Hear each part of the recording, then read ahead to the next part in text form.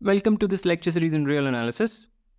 In this lecture, we'll talk about the fundamental theorem of calculus, and let us recall a few things. So we'll need the Lagrange's mean value theorem. The precise statement of this I don't want to recall, but I hope you do, because we've used it many times. And we'll use Darbo's theorem. So maybe in fact we won't need it, but let me anyway recall it, or a special case of it, which is that if we have a Riemann integrable function, then the integral is or can be obtained by choosing subdivisions whose norms converge to 0 and taking the upper sum, or equivalently taking the lower sums. So this is an informal statement. The precise version of this we have discussed many times. You can check the notes. Okay. Here are some problems for practice. And now let us get started. So first we'll see informally the proof and the statement of the fundamental theorem of calculus. There are two statements to the fundamental theorem of calculus, but in my opinion this is the main one. So we have a differentiable function, and then in quotes I write that the integral of the derivative is the difference in the two values of the function at the end points. The reason I have written this in quotations is that it is unclear why this is even a legitimate thing to ask for, because we have only assumed that f is differentiable. We haven't said anything about the Riemann integrability of the derivative. And it is in fact true that there exist differentiable functions whose derivative is not Riemann integrable. I will say a little bit more about it later, maybe in the next slide. But for now, we just need to know that such functions exist, which is the reason I've written this in quotes. Otherwise, this would be a true statement or a complete statement. So we want to understand why such a thing is true. And at one level, or at a very high level, it is saying that the integral of the rate of change is the change, is the total change. F prime is the rate of change at a given point. F prime of x is sort of the rate of change of the function at the point x. That's how we think of it in physics anyway. The integral of the rate of change is the total change, is what this is saying. But let's try to zoom in and increase the resolution of this understanding. So first of all, to approximate the integral, or we can think of the integral as what we obtain after choosing a subdivision. So choose a fine enough subdivision, and just for, so that there is no confusion, f is a differentiable function, but we are not talking about the integral of f. We are talking about the integral of the derivative of f. Here, the graph that I've shown is that of f. So this is graph of f, but we are not interested in the integral of the function f. We are interested in the integral of the derivative. So we are not talking about sum of all these areas. We are talking about something else. Okay. So to have a grasp on this integral, we take a very fine or fine enough subdivision of the domain. I'm talking informally. We take a fine enough subdivision of the domain, and then what we can think of this integral as. So this integral can be thought of as the following, where what is delta n? So delta n is the thickness of or the length of any of these parts. So this is delta n. You choose an n, you choose a little n large enough, and then make the corresponding subdivision where each part has length delta n. So this last thing that we see here is a n. So first of all, the integral of f prime can be approximated or can be intuitively thought of as this, right? I hope this is clear. And now, here is the thing. Let's look at this entity. So somewhere we have ai. Let's say this is ai. This is ai plus 1. And let's call this point pi. And this point is pi plus 1. Okay. So further, we can think of this quantity as simply the slope of this line segment. F prime AI is the derivative of f at the point AI, meaning it is the slope of this tangent line. But again, if this is small enough, we can think of the slope of the tangent simply as the slope of this line segment. So what is this quantity? This quantity is slope of this line segment multiplied with delta n. But slope of this multiplied by that is simply this distance, or this, not, I shouldn't say distance, but it is this value minus that value. So this can be thought of as, or is approximately equal to, right? So we just argued that this can be approximately thought of as that, and that if we sum up, we get exactly f of an minus f of a0 because terms cancel out, and this is f of b minus f of a. That's it. So that is the intuitive way to think about it. The actual statement and the proof is just making these steps precise. So let's get to business. Alright, so we have a differentiable function and assume its derivative is Riemann integrable. To see an example of a differentiable function whose derivative is not Riemann integrable, well, for one can construct cheap examples where the derivative function is unbounded. So one can easily, or maybe not so easily, but one can fairly easily construct differentiable functions whose derivative is unbounded. So there is no question of the Riemann integrability of the derivative. But in fact, one can even construct differentiable functions whose derivative is bounded, but still the derivative is not Riemann integrable, and such a function is Volterra's function. I want to discuss this in detail later when we will have discussed trigonometric functions. As of now, we haven't discussed trigonometric functions, even though you may have seen a lot of them in high school. But to properly define them, to rigorously define them, it takes a lot of work.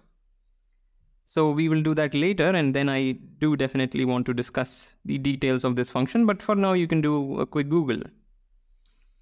Anyway, so under this hypothesis, we can of course then talk about this integral, and as we said in the previous slide, this integral is nothing but the total change. So this is what we want to prove. Okay, so let's see a proof. So first, let epsilon greater than 0 be fixed. And now, choose a subdivision such that the upper and the lower sums corresponding to this subdivision, they approximate the integral.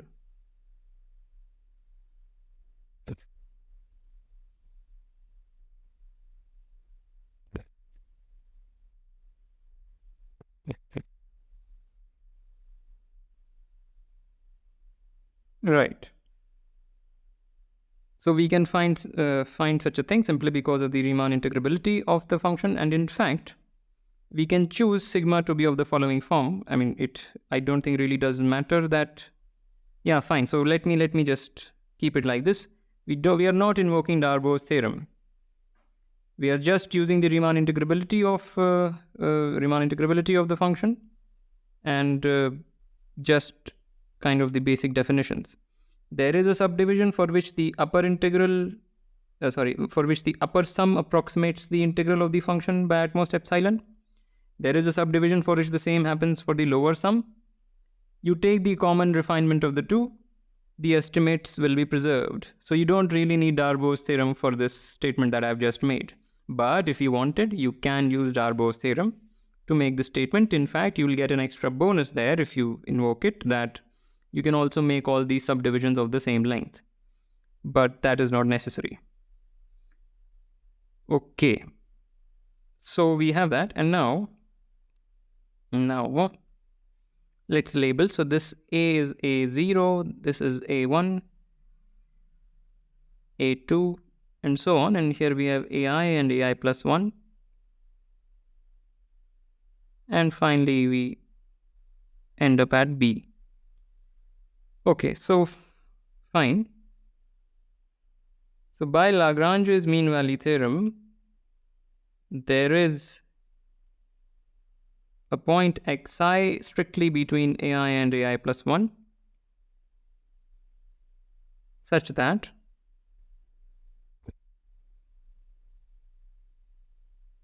this ratio is equal to the derivative at xi immediately from Lagrange's mean value theorem. Alright, but this in our notation is Li sigma, so I'll write Li sigma here. The length of the ith part of the subdivision sigma. And let me cross multiply here itself. So this is there. Alright, fine. So now let me sum up the left hand side.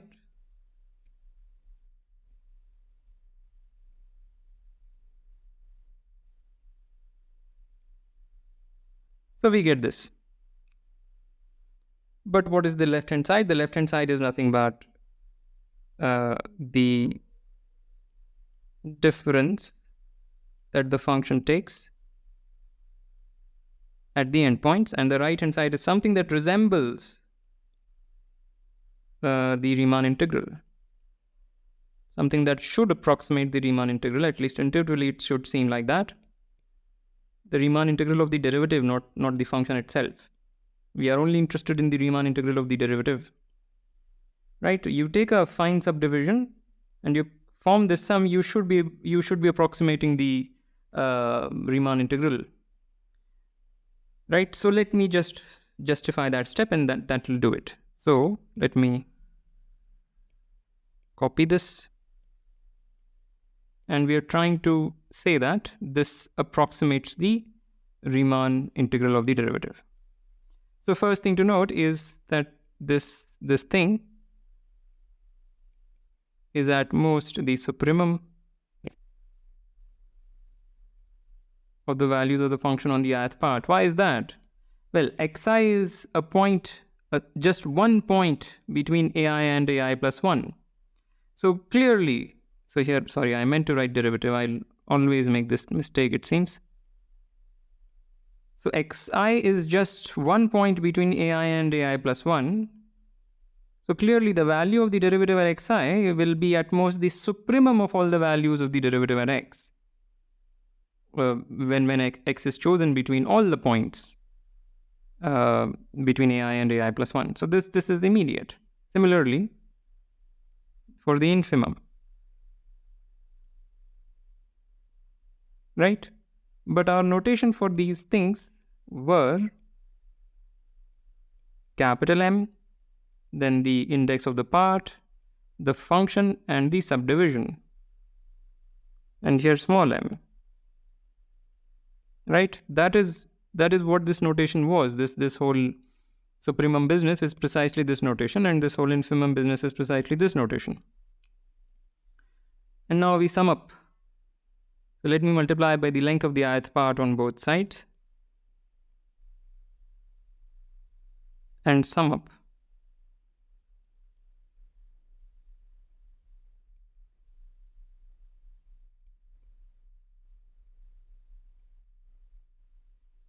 Right, but what is the left side? This is precisely the lower sum corresponding to sigma. And the right side is precisely the upper sum. Right, but we know that this approximates the integral and that approximates the integral, and therefore the thing in the middle also approximates the integral with perhaps error of epsilon, 2 epsilon.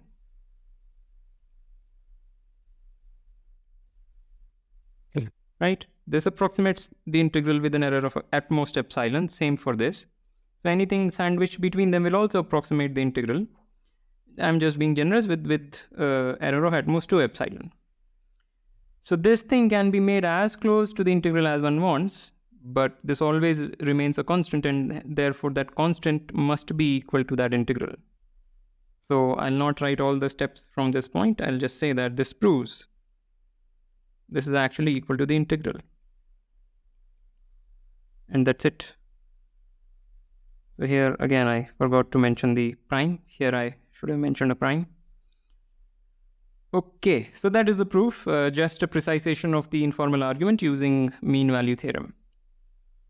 Let's see an application.